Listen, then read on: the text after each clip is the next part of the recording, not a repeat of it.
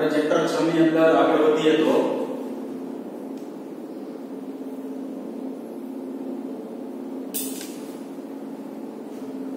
પછીનું છે અન્યોન્ય પ્રેરકત્વ ટોપિક।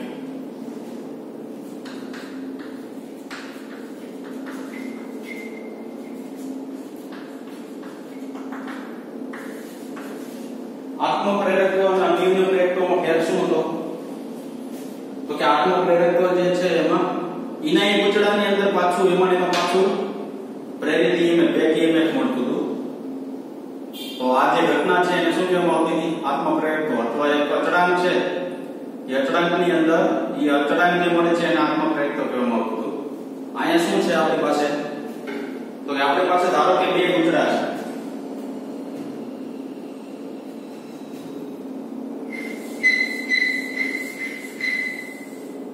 આ ગુચડા સાથે આપણે ગેલ્વેનોમીટર જોડેલું છે,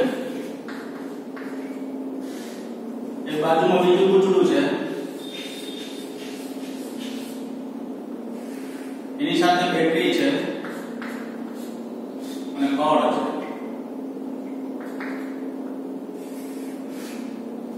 ધારો કે આપણે એક જ અક્ષ ઉપર રાખેલું છે।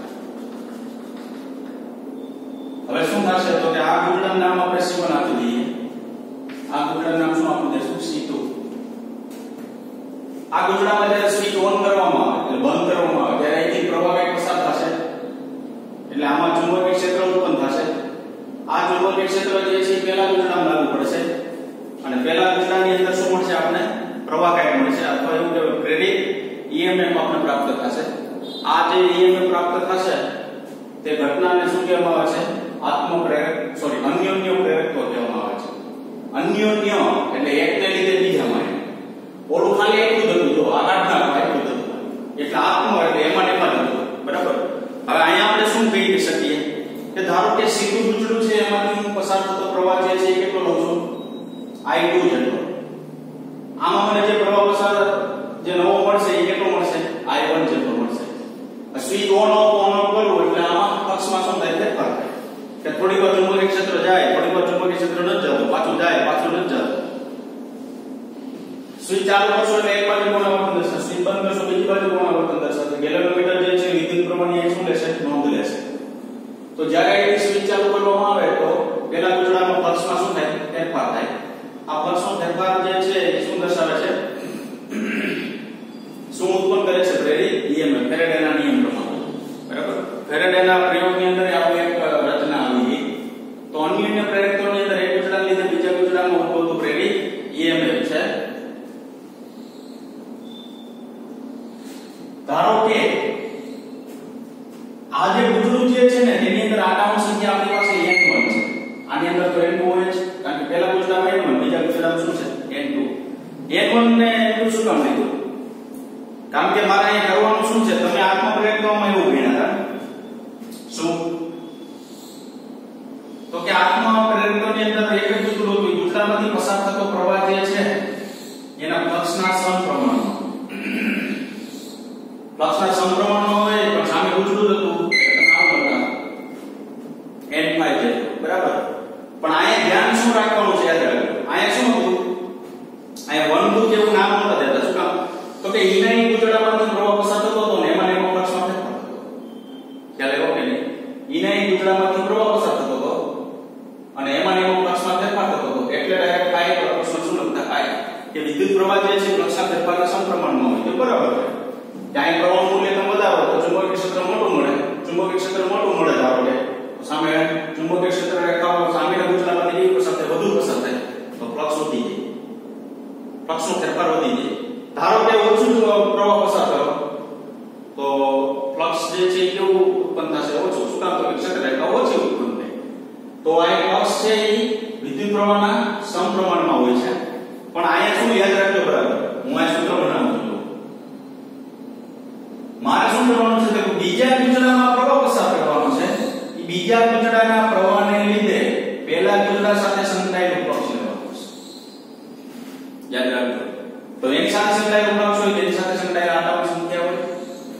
જો યાદ રાખજો તમે અહીંયા 1 કરી નાખશો ને I1 N1 I1 proportional I1 તો ઈ અન્યોન્ય પ્રેરકત્વ નહીં થાય, આત્મ પ્રેરકત્વ થશે.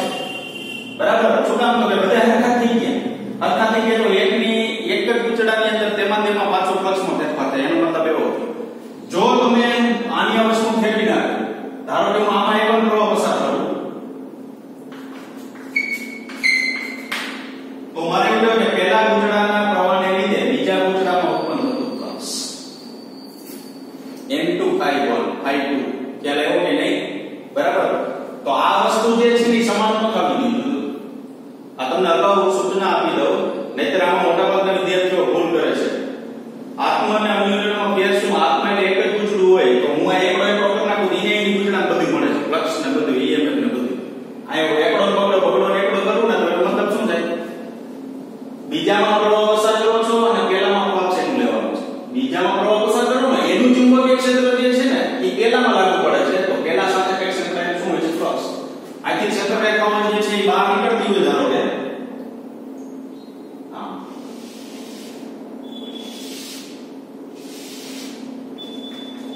બરાબર. તો આનું જે પ્રવાહ આમાં હું પસાર કરું છું, ઈ પ્રવાહના સમપ્રમાણમાં આનું ફ્લક્સ હોય, આની બીજા સાથે સંકળાયેલું ફ્લક્સ હોય. એટલે હું અહીંયા N1 ∅1 પ્રપોર્શનલ શું લખી શકું? I2. આ વસ્તુ ભૂલતા નહીં, ખાસ યાદ રાખજો. બરાબર? ચાલો આગળ જઈએ.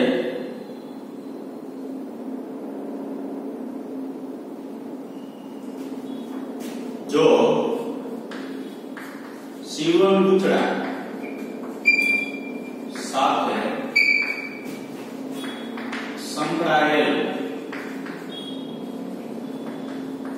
આટાઓની સંખ્યા N1 હોય તો તેની સાથે સંકળાયેલ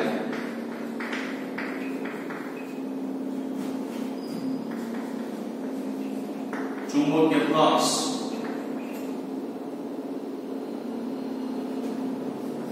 N1 ∅1 થાય.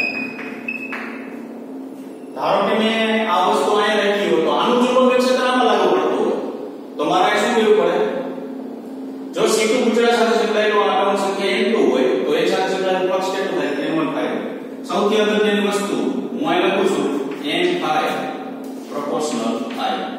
બીજામાં પ્રવાહ પસાર કરું ને ત્યારે પ્રથમમાં ફ્લક્સ એનું આનો પ્રવાહ પસાર કરું ત્યારે એનું ચુંબકીય ક્ષેત્ર આમાં લાગુ પડે, એટલે આની સાથે સંકળાયેલું ફ્લક્સ કેટલું?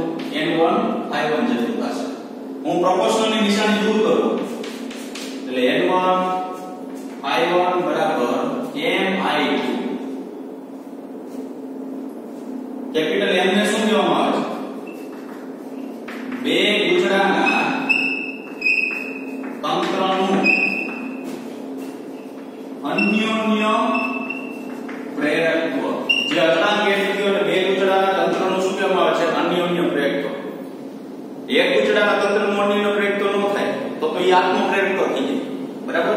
તો આ શું કહેવાય? મારે બે ગુચડાના તંત્રનું અન્યોન્ય પ્રેરકત્વ. તો હું અહીં કેપિટલ M બરાબર લખી શકું છું N1 ∅1 I2. બરાબર? ત્યાં L બરાબર N∅1 બાય શું આવ્યું? I2 એવું આવ્યું. હવે ફ્લક્સ મળે ક્યારે? તમે જુઓ, વિચારો, ક્યારે ફ્લક્સ મળે? તો કે ફ્લક્સ આપણને ક્યારે મળે કે આમાંથી બીજા ગુચડામાં પસાર થતો પ્રવાહ જે છે એ સમય સાથે બદલાતો હોય. સમય સાથે શું હોય? બદલાતો. જો કોન્સ્ટન્ટ પસાર ન કરવાનો, કોન્સ્ટન્ટ પસાર કરશું તો શું થશે? તો આમાં કોન્સ્ટન્ટ ચુંબકીય ક્ષેત્ર ઉત્પન્ન થશે. જો કોન્સ્ટન્ટ ચુંબકીય ક્ષેત્રમાં ઉત્પન્ન થાય ને તો આમાં લાગુ પડતું ચુંબકીય ક્ષેત્ર કોન્સ્ટન્ટ રહે. તો બીજા ગુચડામાં પ્રવાહ પસાર કરો ને તો પહેલા ગુચડામાં પસાર થતી ક્ષેત્ર રેખાઓની સંખ્યામાં કોઈ ફેર પડશે નહીં.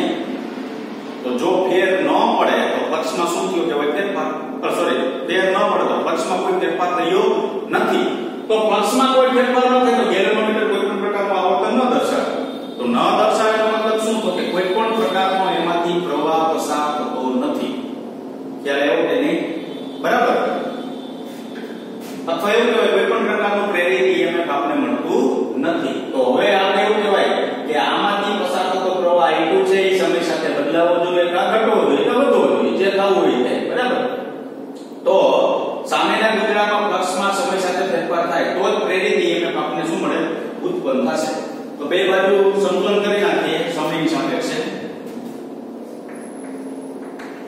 બંને બાજુ સમયની સાપેક્ષે સંકલન ને વિકલન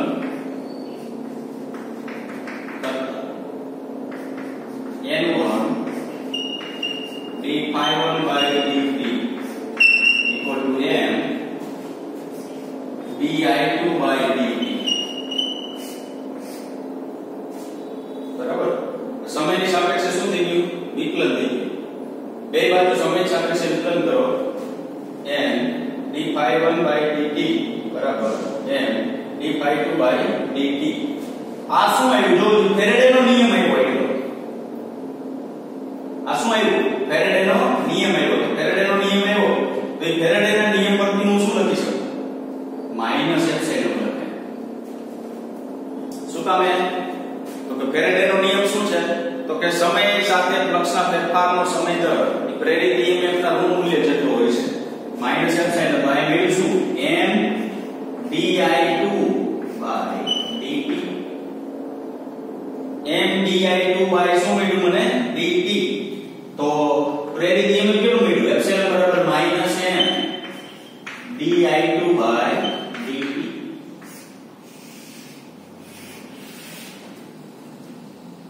એપ્સિલોન બરાબર માઈનસ m di2 by શું મળ્યું dt તો મારે શું કહેવાય બીજા ગૂંચળામાં જો સમય સાથે વિદ્યુત પ્રવાહમાં હું ફેરફાર કરું બીજા ગૂંચળામાં સમય સાથે જો વિદ્યુત પ્રવાહમાં હું ફેરફાર કરું તો પ્રથમ ગૂંચળામાં આ પહેલા ગૂંચળાનું ફ્લક્સમાં એપ્સિલોન મળ્યું પ્રથમ ગૂંચળામાં શું પ્રેરિત થશે પ્રેરિત EMF ઉત્પન્ન થશે તો આ બે ગૂંચળાઓનું તંત્રનું બે ગૂંચળાઓના તંત્રનું અન્યોન્ય પ્રેરકત્વ આપણે પ્રાપ્ત થશે આ તો પ્રાપ્ત થઈ ગયું આ m બરાબર લખી શકો n1 ∅1 by m આ લખી શકો m બરાબર એપ્સિલોન બરાબર માઈનસ m di2 by શું લખી શકાય d2 બરાબર તો એપ્સિલોન પ્રેરિત આપણે શું મળી ગયું EMF મળી ગયું હવે જો જી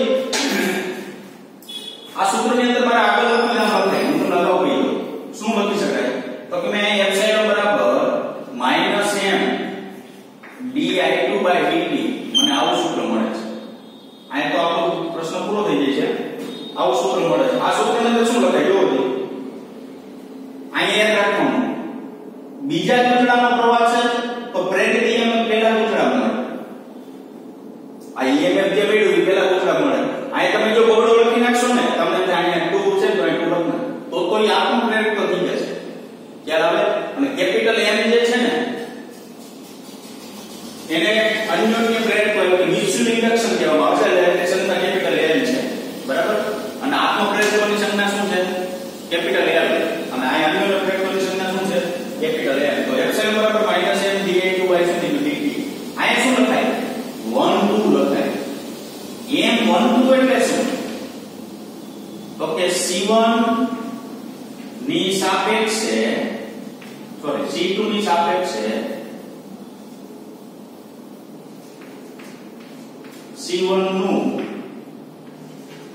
અન્યોન્ય પ્રેરકત્વ આવું લખાય હવે ધારો કે તમે એમ કે આનો પ્રવાહ પસાર કરો છો ને આમાં પ્રેરિત EMF કેળવું છે તો બીજા પ્રેરિત EMF એપ્સિલોન દૂર થાય આ શું લખવાનું m21 લખવાનું જો શું લખવાનું m21 તો મારે એવું કહેવાય m21 એટલે પહેલાની સાપેક્ષે એટલે આની લીધે આની સાપેક્ષે બીજાનું અન્યોન્ય પ્રેરકત્વ કારણ કે જો જી અહીંયા તમે પ્રવાહ પસાર કરો છો ત્યારે આની સાથે સંકળાયેલું અન્યોન્ય પ્રેરકત્વ મળે આમાં પ્રવાહ પસાર કરો સમય સાથે ફેરફાર કરો તો બીજા સાથે અન્યોન્ય પ્રેરકત્વ મળે તો m12 બરાબર c2 ની સાપેક્ષે c1 નું અન્યોન્ય પ્રેરકત્વ આ વસ્તુ તમને ખાલી દર્શાવી છે મેં આને આમ દર્શાવી શકાય યાદ રાખજો ખાસ હમણાં આવી જશે આપણે આગળ બરાબર તો એપ્સિલોન બરાબર minus m12 di2 by dt ટૂંકમાં યાદ રાખવાનું આ 2 હોય ને તો આ પેલા મળે આ બીજું હોય તો આ પેલું બરાબર ઊંધું હોવું જોઈએ આ કીધું એ પ્રમાણે જો ચાલે એવો બરાબર ચાલો આગળ જઈએ નોંધ આપેલી છે પણ નોંધ છે ને સૌથી અગત્યની છે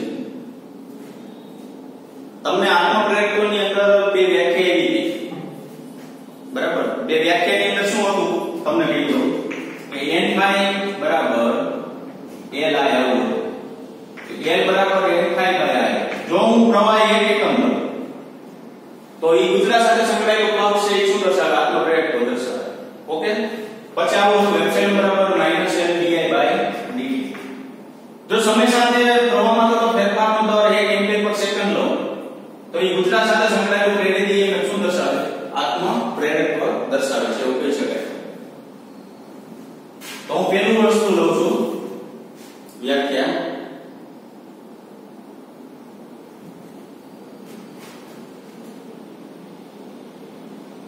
ચાલો એમ I1 બરાબર શું લખી શકું M12 I2 12 શું કામ લખ્યું કારણ કે બીજાની સાપેક્ષે પહેલામાં આપણે ફ્લક્સ મળે છે એટલે M12 ની આવશે તો હું શું લખી શકું આ સમીકરણની અંદર I2 બરાબર 1 એમ્પિયર I2 બરાબર શું લે 1 એમ્પિયર તો વધ્યા શું જોવો I1 બરાબર M12 આવું બધે તો આ શું લખાય બે ગુચડાના તંત્રમાં જો કોઈ એક ગુચડામાં પ્રવાહ એકમ લેવામાં આવે તો બીજા ગુચડા સાથે સંકળાયેલ ચુંબકીય ફ્લક્સ એ બે ગુચડાના તંત્રનું અન્યોન્ય પ્રેરકત્વ કરે છે જો આત્મપ્રેરકત્વની વ્યાખ્યા આવડતી હશે તો આવડી જશે આત્મપ્રેરકત્વની આપણે વ્યાખ્યા આવડતી હશે તો આમાં કઈ વાંધો આવશે નહીં આપણી પાસે આવું છે તો આમાં એક અન્યોન્ય પ્રેરકત્વ કોણ છે હું જો આ એક એકમ લઉં ને તો મને જે ફ્લક્સ મળે એ અન્યોન્ય પ્રેરકત્વ શું કીધું બે ગુચડાના તંત્રમાં જો કોઈ એક ગુચડામાં પ્રવાહ એકમ લેવામાં આવે એકમ એટલે 1 એમ્પિયર લેવામાં આવે તો બીજા ગુચડામાં સાથે સંકળાયેલું ચુંબકીય ફ્લક્સ કારણ કે આમાં જો હું એકમ લઉં એક ગુચડામાં એટલે આ C2 માં લીધું એટલે પહેલું ગુચડું તો બીજા ગુચડામાં ફ્લક્સ મળે તો બીજા ગુચડા સાથે સંકળાયેલું ચુંબકીય ફ્લક્સ એ બે ગુચડાના તંત્રનું શું દર્શાવે ટૂંકમાં ફ્લક્સ એ બે ગુચડાના તંત્રનું શું દર્શાવે અન્યોન્ય પ્રેરક કારણ કે અહીંયા I2 ને 1 લઈ લીધું ટૂંકમાં પ્રવાહ એકમ લેવામાં આવે ને તો કે બીજા ગુચડામાં પહેલા ગુચડામાં પ્રવાહ એકમ લો તો બીજા ગુચડાનું ફ્લક્સ શું દર્શાવે અન્યોન્ય પ્રેરક એના પછી વ્યાખ્યા છે એપ્સિલોન બરાબર -m112 di2 by dt તો આ સમીકરણની અંદર હું di2 by dt બરાબર 1 એમ્પિયર પર સેકન્ડ તો પાછી વ્યાખ્યા બને જો આ શું મળ્યું એપ્સિલોન બરાબર -m12 તો શું કહી શકાય બે ગુચડાના તંત્રમાં જો કોઈ એક ગુચડા પ્રવાહ નો ફેરફાર પ્રવાહનો સમય સાથેનો ફેરફાર એકમ લેવામાં આવે તો બીજા ગુચડા સાથે સંકળાયેલ પ્રેરિત EMF એ બે ગુચડાના તંત્રનું શું કહેવામાં આવે અન્યોન્ય પ્રેરકત્વ કરે છે શું કીધું બીજી વ્યાખ્યા શું કીધી બે ગુચડાના તંત્રમાં જો એક ગુચડામાં પ્રવાહનો ફેરફાર એટલે એક લેવામાં આવે તો એક એકમ એટલે 1 એમ્પિયર પર સેકન્ડ લેવામાં આવે તો I2 વધે તો બીજા ગુચડામાં ઉત્પન્ન થતું પ્રેરિત EMF એટલે એપ્સિલોન 1 એ બે ગુચડાના તંત્રનું શું દર્શાવે અન્યોન્ય પ્રેરકત્વ જે છે એ દર્શાવશે ત્યારે એવો બરાબર હવે એનો એકમ છે વોલ્ટ સેકન્ડ પર એમ્પિયર અથવા હેનરી જે આત્મપ્રેરકત્વનો એકમ છે એ અન્યોન્ય પ્રેરકત્વનો એકમ છે સૂત્ર બે માટે સમાન પણ મેં કીધું એ પ્રમાણે ધ્યાન શું રાખવાનું 1 2 નું ધ્યાન રાખવાનું છે ખાસ બરાબર કોના ઉપર તે આધારિત હોય છે તે તો કે ગુચડાઓના આકાર પરિમાણ આટાઓની સંખ્યા કયા પ્રકારના આકાર છે તેના પર આધારિત હોય છે અન્યોન્ય પ્રેરકત્વ એના પરિમાણ ઉપર આધાર હોય છે નાના મોટું પરિમાણ ઉપર આધારિત હોય છે આટાઓની સંખ્યા વધુ આટા છે ઓછા આટા હોય છે ગુચડાનું વચ્ચેનું માધ્યમ ચુંબકીય ગુણધર્મો વચ્ચેનું માધ્યમ એટલે ગુચડાની અંદર કઈ માધ્યમ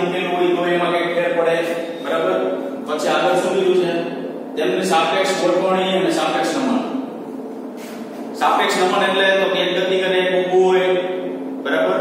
સાપેક્ષ ગોઠવણી એટલે કે સાપેક્ષ ગોઠવણી એટલે તેમની વચ્ચેનું એક અંતર હોય, વધુ છે ઓછું છે, વધુ છે ઓછું છે, બરાબર. આ બધી બાબતો ઉપર અન્યોન્ય પ્રેરક પર આધાર રાખે. આપણે નોંધ છે પણ નોંધ તરીકે રાખવાની નથી. વ્યાખ્યાઓ જે છે બંને આપણે આવડવી જોઈએ. બોર્ડમાં પૂછે તો લખી શકીએ એવા જોઈએ આપણે, બરાબર. તો કાઈ રીતે સૂત્ર બે આવડવા જોઈએ. અન્યોન્ય આત્મપ્રેરક જે હતું તે એના ઉપરથી વ્યાખ્યા થઈ શકે. હું આ ચેકી નાખું છું. હવે આગળના પ્રશ્ન આપણે જોવો છે એટલા માટે, બરાબર.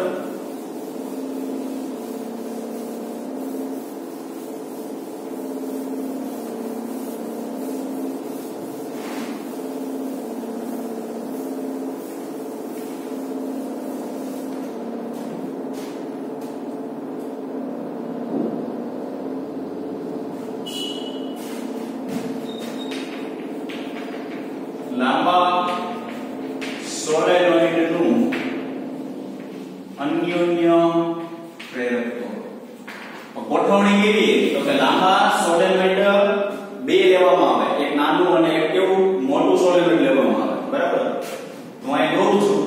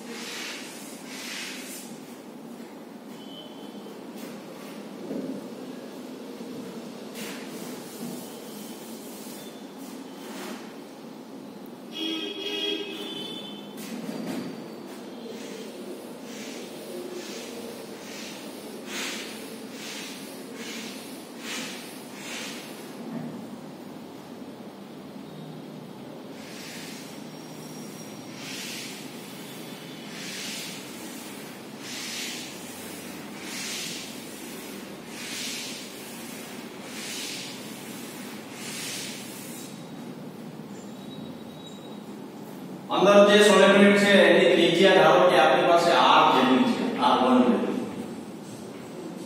આ જે સોલેનોઇડ છે એની ત્રિજ્યા આપણી પાસે કેટલી છે? ધારો કે r2 જેટલી. અંદરનું સોલેનોઇડ છે એને s1 કહેશું, બહારનું સોલેનોઇડ છે શું કહેશું? s2. હવે આની અંદર આટાની સંખ્યા n1 છે, આની અંદર આટાની સંખ્યા કેટલી છે? n2 છે, બરાબર. બીજું, મોટામાંથી પસાર થતો પ્રવાહ, સોરી પેલા નાનામાંથી પસાર થતો પ્રવાહ i1 છે, આમાંથી પસાર થતો પ્રવાહ કેટલો છે? i2 છે. આ બધી થિયરી છે, બરાબર. હવે એક વસ્તુ તમને ચોપડ કરું. જો તમારી પાસે અહીં એક કન્ફ્યુઝન આવશે, બરાબર. હવે કન્ફ્યુઝન ની અંદર કઈ છે નહીં નવું. તમે જે પક્ષ લખો, પક્ષ phi બરાબર b, જ્યારે તમે પ્લસ લખો ને ત્યારે આ ક્ષેત્રફળ છે ને એ ક્યુ લેવાનું. તો કે જેટલા વિસ્તારની અંદર ક્ષેત્ર રેખાઓ સંકળાયેલી હોય ને ઈ જ ક્ષેત્રફળ લેવું. ધારો કે હું એક ઉદાહરણ આપું. ધારો કે આ મોટું ગુજરું છે ને આ શું છે? નાનું ગુજરું છે. સમજો બરાબર. મોટું ગુજરું છે એમાંથી પ્રવાહ i2 હું પસાર કરું તો નાના ગુજરા સાથે સંકળાયેલું પક્ષ કેટલું થાય? phi1 થાય. phi1 નું પ્રોપોર્શનલ શું લખાય? i2, બરાબર. તો મોટું ગુજરું છે ને એનું ક્ષેત્રફળ મારી પાસે a2 છે. આ નાનું ગુજરું છે ને એનું ક્ષેત્રફળ મારી પાસે કેટલું છે? a1 છે. સમજો બરાબર. હવે હું અહીં phi1 બરાબર શું લખી શકું? તો કે b એ તો લખાય, ચાલો, બરાબર. તો શું લખાય? તો કે મારે એવું કહી શકાય કે જો પ્રવાહ જે છે એ કેમાંથી ઉત્પન્ન થાય છે? મોટા ગુજરામાંથી ઉત્પન્ન થાય છે. તો ચુંબકીય ક્ષેત્ર કોનું હોય? મોટા ગુજરાનું. તો હું અહીં શું લખી શકું? 2. મોટા ગુજરાની સાપેક્ષે નાના ગુજરા સાથે સંકળાયેલું અન્યોન્ય પ્રેરકત્વ મેળવવું છે. તો હવે અન્યોન્ય પ્રેરકત્વ નાના ગુજરા સાથે સંકળાયેલું હોય તો ચુંબકીય ક્ષેત્ર આપણે કેટલા વિસ્તારનું ખાલી લેવાનું થાય? લેવાનું થાય. જો નાના ગુજરામાંથી પસાર થતું ચુંબકીય ક્ષેત્ર, અહીંયા જે ચુંબકીય ક્ષેત્ર હોય ને આ ખાલી વિસ્તાર છે એનું જે ધ્યાનમાં લેવાનું નથી. તો હવે મેં તમને અહીં શું કીધું? ફ્લક્સની અંદર જેટલા વિસ્તારનું ચુંબકીય ક્ષેત્ર તમારે લેવું હોય ને એટલું જ ક્ષેત્રફળ ધ્યાનમાં લેવું. તો હવે એટલું જ ક્ષેત્રફળ ધ્યાનમાં લેવું. તો હવે મારે આ ફ્લક્સની જગ્યાએ અહીં શું લખ્યું? phi1 બરાબર, તો કે બીજાનું ચુંબકીય ક્ષેત્ર તો છે જ પણ વિસ્તારમાં એ બીજાનું ચુંબકીય ક્ષેત્ર તમારે લેવાનું છે તો કે આટલા વિસ્તારમાં તો એનું ક્ષેત્રફળ કેટલું જુઓ જો આ બહુ અઘરી વસ્તુ છે સમજો બરાબર તો હવે હું એમ કહું કે જો મોટા ગૂંચળા પ્રવાહ પસાર કરું નાના ગૂંચળા સાથે સંકળાયેલું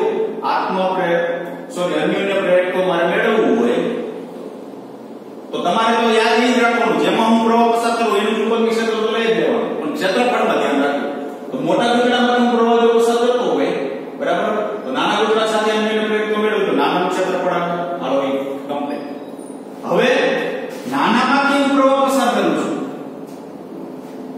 I1 જેટલું અને મોટા સાથે સંકળાયેલું ચુંબકીય ફ્લક્સ મેળવવું છે તો મારે શું લખી શકાય જો હું અહીંયા આમ લખી શકું phi2 અહીં dA તો મેં તો કીધું કે જેમાં તમારે પ્રવાહ પસાર થતો એનું ચુંબકીય ક્ષેત્ર લેવાનું તો આ B1 તો લઈ લીધું બરાબર હવે યાદ રાખજો કોની સાથે સંકળાયેલું ચુંબકીય ફ્લક્સ મારે લેવાનું છે મોટા સાથે સંકળાયેલું ચુંબકીય ફ્લક્સ હવે હું મોટા સાથે સંકળાયેલું ચુંબકીય ફ્લક્સ લઉં તો મોટામાંથી પસાર થતી ક્ષેત્રરેખાઓ જોઈએ તો કેટલા ક્ષેત્રફળમાં ક્ષેત્રરેખાઓ પસાર થાય તો ઈ તો એટલામાં થાય શું કામ તો કે નાના સોલ્યુશનમાં તમે પ્રવાહ પસાર કરો તમે તો ચુંબકીય ક્ષેત્ર જે છે તમને આટલા વિસ્તારની અંદર મળશે એટલા બરાબર તો હવે આટલા વિસ્તારમાં મળે તો હવે મોટા સાથે સંકળાયેલી ચુંબકીય ક્ષેત્ર રેખાઓ જે છે ઈ કેટલા ક્ષેત્રફળમાંથી પસાર થાય તો મારે એવું કહેવાય આટલામાંથી જ પસાર થાય જો બરાબર તો અહીંયા ક્ષેત્રફળ જે છે શું આવશે A1 સમજો બરાબર ફરીવાર કહી દો જો મોટામાંથી પ્રવાહ પસાર કરું નાના સાથે સંકળાયેલું અન્યોન્ય પ્રેરક તો લેવું હોય તો જેની સાથે સંકળાયેલું હોય અન્યોન્ય પ્રેરક તો અથવા જેનું અન્યોન્ય પ્રેરક તો મેળવવું હોય એનું ક્ષેત્રફળ લેવાનું તો મેં ફ્લક્સને તો શું કીધું phi2 બરાબર phi1 બરાબર phi1 એટલે નાના સાથે સંકળાયેલું ફ્લક્સ B એ લેવું એમાં પ્રવાહ જેમાં પસાર કરવો એનું ચુંબકીય ક્ષેત્ર લેવાનું આ તમારે ભૂલી જવાનું આ તમારે યાદ રાખવાનું નથી તમારે ખાલી ક્ષેત્રફળ સાથે વહીવટ કરવાનો તો ક્ષેત્રફળ સાથે વહીવટ કરો શું થાય જો મારે નાના સાથે જેની સાથે અન્યોન્ય પ્રેરક મેળવવું હોય એનું ક્ષેત્રફળ જોઈએ બરાબર તો હું મોટામાંથી પ્રવાહ પસાર કરું તો ક્ષેત્રરેખાઓ આખામાંથી પસાર થશે જો આખામાંથી બરાબર પણ મારે ધ્યાનમાં કેટલી લેવાની તો કે હું નાનાનું અન્યોન્ય પ્રેરક મેળવું તો નાનાનું ક્ષેત્રફળ જોઈએ બરાબર આમ હોય આમ ક્ષેત્રરેખાઓ આખામાંથી આમ પસાર થઈને બહાર નીકળે છે પણ હવે ક્ષેત્રરેખા મારે ધ્યાનમાં કેટલી લેવાની ફ્લક્સ માટે તો કે નાના સાથે સંકળાયેલું ફ્લક્સ લેવું હોય તો એનું ક્ષેત્રફળ ધ્યાનમાં લેવું પડે આ બાકીની બધી રકમ હવે ઈ તો ખબર પડી ગઈ આપણે પણ ઊંધું જે વસ્તુ છે ને સૌથી અગત્યનું છે હવે આ નાના લીધે મોટા સાથે સંકળાયેલું ચુંબકીય ફ્લક્સ લેવું હોય તો નાના લીધે જો મોટા સાથે સંકળાયેલું ચુંબકીય ફ્લક્સ લેવું હોય બરાબર તો આની ક્ષેત્રરેખાઓ જે છે આ બહાર નીકળશે ને એ ખાલી જે વિસ્તરેલી છે એ આટલા વિસ્તારમાં જ છે નાના તો હવે મારે આ આખા ગોળ છે આખું ગોળ તો એની સાથે સંકળાયેલી ચુંબકીય ક્ષેત્ર રેખાઓ જે મેળવી હોય અને ક્ષેત્ર રેખાઓ કેટલા ક્ષેત્રફળમાંથી પસાર થાય એવું હોય તો મોટું હોય ને તો એની સાથે કેટલા ક્ષેત્રફળમાંથી બહાર આવશે A1 માંથી જ બહાર આવશે બરાબર ન સમજાણું હોય તો બરાબર વિચારજો કે જો તમે એક વસ્તુ વિચારો કે મોટામાંથી પ્રવાહ પસાર કરો નાના સાથે સંકળાયેલું ફ્લક્સ લેવું હોય તો આપણે ખબર પડી જાય કે ક્ષેત્ર રેખાઓ તો આખામાં છે મોટામાં તો ધ્યાનમાં કેટલી લેવાની નાના ગૂંચળામાં જે બહાર આવતી હોય છે એટલે એનું ક્ષેત્રફળ તો A1 લખાય છે હવે એનાથી ઊંધું છે ને થોડું વિચારવા જેવું છે શું તો કે નાનામાં પ્રવાહ પસાર કરો તો હવે તમે વિચારો તો ક્ષેત્રરેખા કેટલામાં હોય આ નાનું છે એટલા વિસ્તારમાં જેમ આવતી હોય કે નહીં તો હવે જે મોટું છે એની ઉપર છે બરાબર તો એની ઉપર છે તો મોટા સાથે સંકળાયેલું ચુંબકીય ફ્લક્સ લેવામાં આવે તો મોટામાંથી પસાર થતી ક્ષેત્રરેખાઓ જે છે એનું કેટલા ક્ષેત્રફળમાંથી ક્ષેત્રરેખા પસાર થાય તો એ એટલામાંથી જ પસાર થાય એટલે હોય ત્યાં તમે એટલું ન લખી શકો શું તમે એટલું નથી લખી શકતા તો કે જો તમે નાના પ્રવાહ પસાર કરો તો એટલામાં જ ક્ષેત્રરેખાઓ બહાર નીકળે અહીં કે ક્ષેત્રરેખાઓ હોતી નથી ખ્યાલ આવે તો હવે મોટા સાથે જે સંકળાયેલું આપણી પાસે ક્ષેત્રફળ છે એટલું ઈ તમારે અહીં લખવાનું નથી શું કામ તો કે મોટા સાથે આપણે સંકળાયેલું અન્યોન્ય પ્રેરક તો લેવું છે પણ કેટલા વિસ્તારમાં ક્ષેત્રરેખા બહાર આવે છે ખાલી A1 વિસ્તાર એટલે કે A1 ક્ષેત્રફળની અંદર ક્ષેત્રરેખાઓ શું આવશે બહાર આવે છે આ નિરાંતે વિચારી લેજો નહીતર આ પ્રશ્નો અને દાખલો આગળ છે બરાબર એ આપણે આવડશે નહીં ચાલો આગળ વધીએ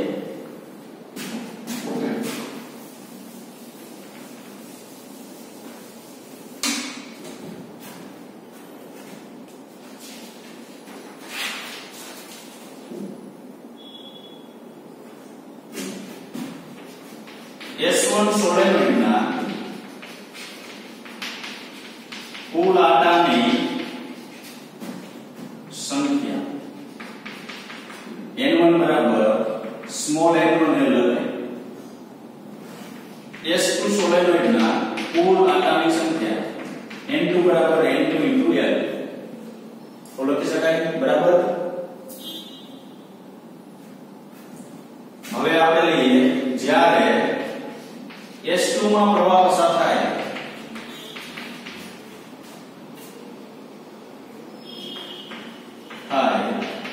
ત્યારે તેની સાથે સંકળાયેલ ચુંબકીય ક્ષેત્ર B2 બરાબર μ0 n2 I2. આની લંબાઈ છે ને યાદ રાખવી છે. બે લંબાઈ હરકી છે, સમઅક્ષીય છે. શું કીધું? જ્યારે S2 એટલે મોટું જે બિંદુ છે ને એમાં જ્યારે પ્રવાહ પસાર થાય ને ત્યારે એની સાથે સંકળાયેલું ચુંબકીય ફ્લક્સ ચુંબકીય ક્ષેત્ર કેટલું હોય? B2 હોય. તો μ0 n2 I2. બરાબર. આગળ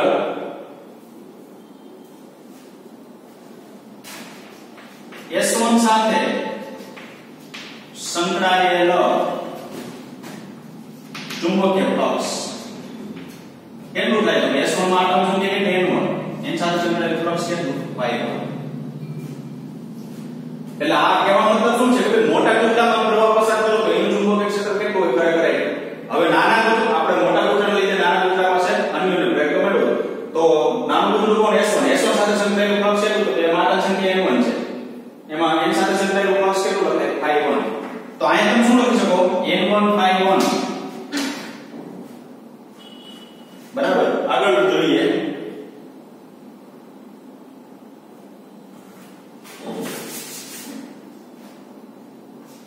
હવે n1 ∅1 proportional I2.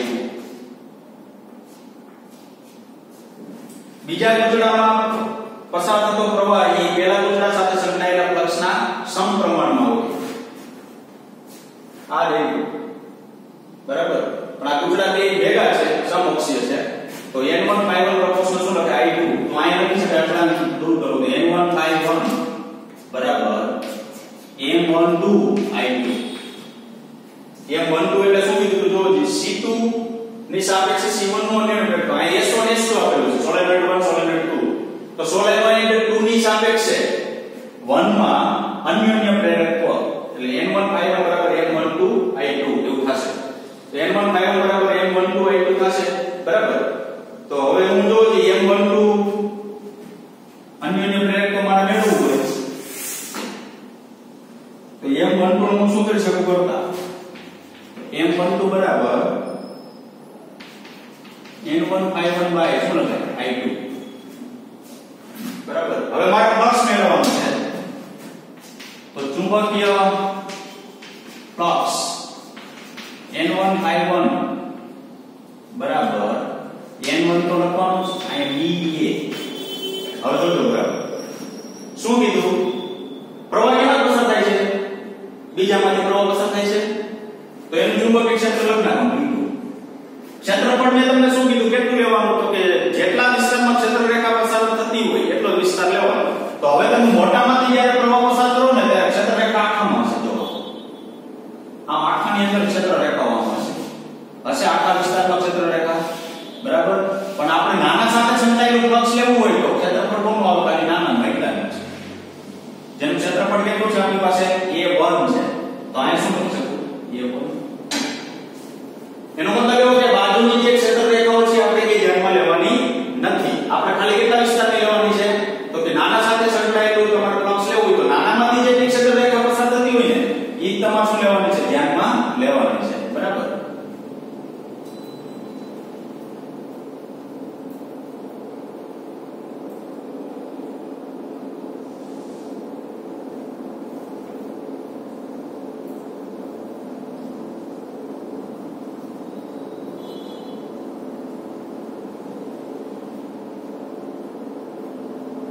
ચાલો હવે આગળ કિંમત મૂકીએ. બરાબર. ચાલો n1 એટલે n1 l આમ લખાય. અહીં v2 એટલે μ0 n2 i2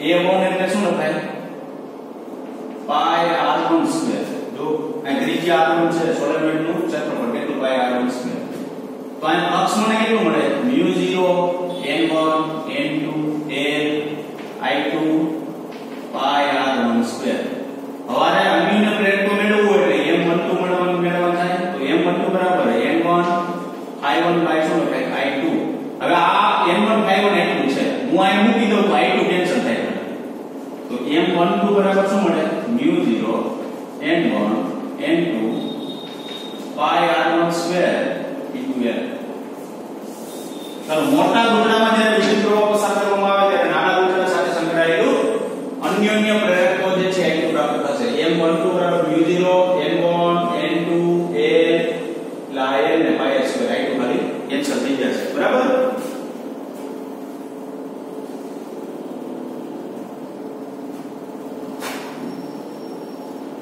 ચાલો એક મિનિટ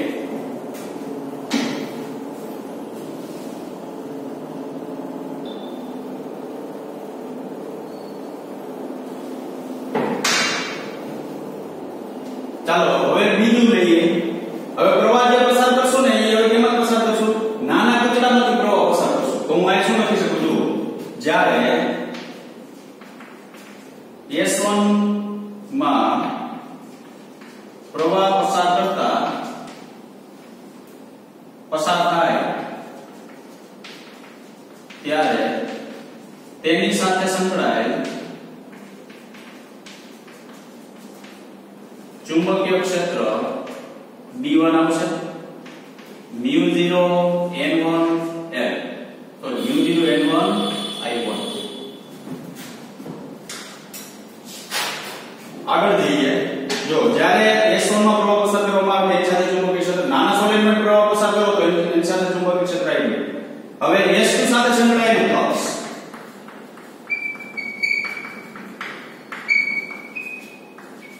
ચુંબકીય ફ્લક્સ કેટલું થાય n2 S2 હવે તમારે નાનામાં પ્રવાહ પસાર કરવાનું મોટા સાથે સંકળાયેલું અન્યને પ્રેરકો મેળવો તો હવે n2 પ્રોપોર્શનલ શું લખવાનું i1 મેં તમને આગળ કીધું હતું યાદમાં રાખજો બરાબર i1 with i2 તો n2 બરાબર n21 i1 પહેલાને લીધે પહેલાની સાપેક્ષે બીજા સાથે સંકળાયેલું અન્યને શું કહેવાય પ્રેરકો કહેવાય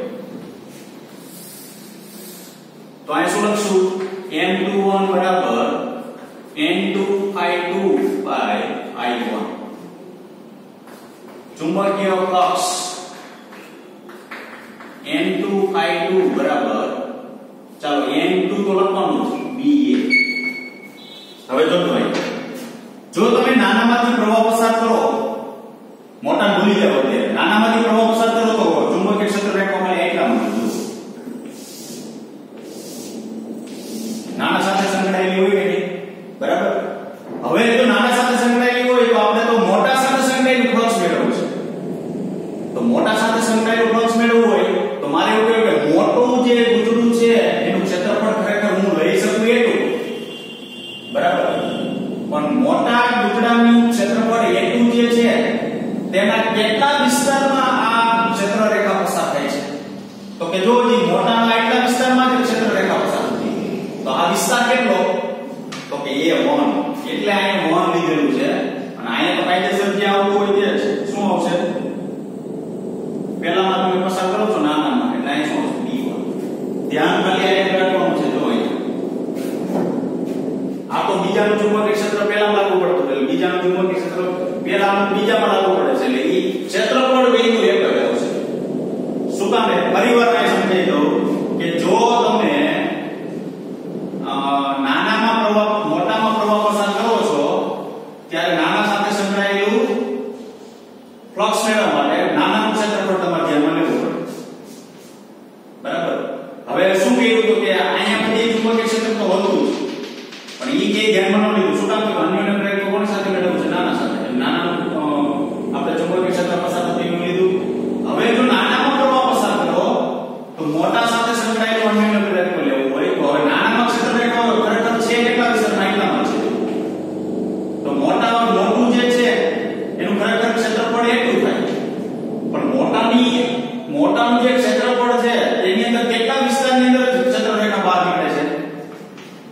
A1 વિસ્તારની અંદર ક્ષેત્ર રેખા બહાર નીકળે છે એટલે A2 જગ્યાએ શું લીધેલું છે A1 લીધેલું છે એટલે યાદ રાખજો ખાસ વિદ્યાર્થી મિત્રો આ ભૂલ ન થવી જોઈએ જે નવો આપણે દાખલો છે આમાં ન સમજણ પડે તો હું ત્યારે વધારે કહીશ પાછું બરાબર ટૂંકમાં આ જે છે શું આવવું જોઈએ તમારા લેખાની અંદર આ A2 લખેલું છે એની જગ્યાએ શું કરી નાખવાનું A1 એવું કરી નાખજો બરાબર A2 છે એની જગ્યાએ શું કરી નાખવાનું A1 એવું લખી નાખજો તો N2 ∅2 બરાબર N2 B1 A1 એવું થશે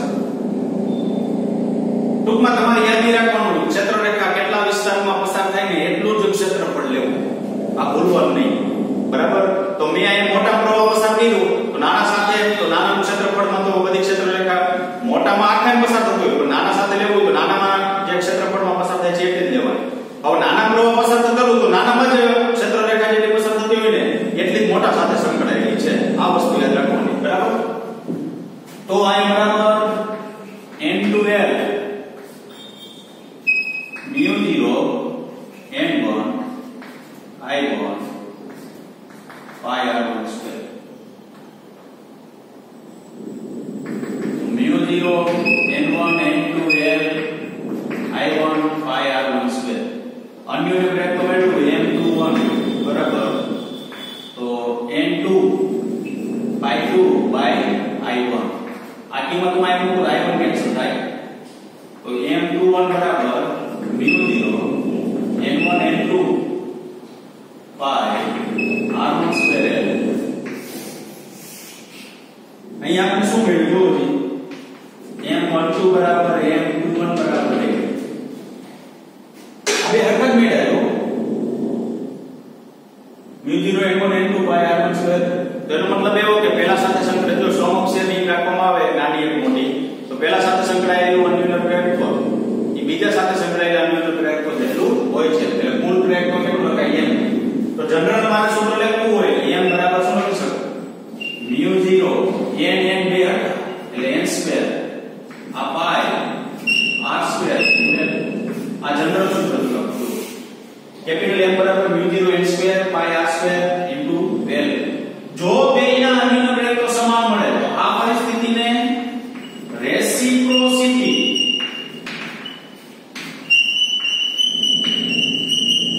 થિયરમ કહેવામાં આવે છે તમને એવું પૂછી શકે રેસિપ્રોસિટી થિયરમ સાબિત કરો એટલે તમારે બે ગુચડાના તંત્રનું અન્યનો પ્રેરકત્વ સાબિત કરી દેવાનું M12 બરાબર M21 સાબિત કરવાનું આ ખાસ યાદ રાખવાનું છે બરાબર ગોખવાનું નથી રેસિપ્રોસિટી થિયરમ કે તમને સાબિત કરવાનું M12 બરાબર M12 બરાબર M21 જ્યારે સાબિત થાય ને એટલે એનું નામ આપવામાં આવે છે શું રેસિપ્રોસિટી થિયરમ હવે ધારો કે માધ્યમ મારી પાસે માધ્યમ જે છે મારી પાસે ધારો કે એની વચ્ચે કંઈક mu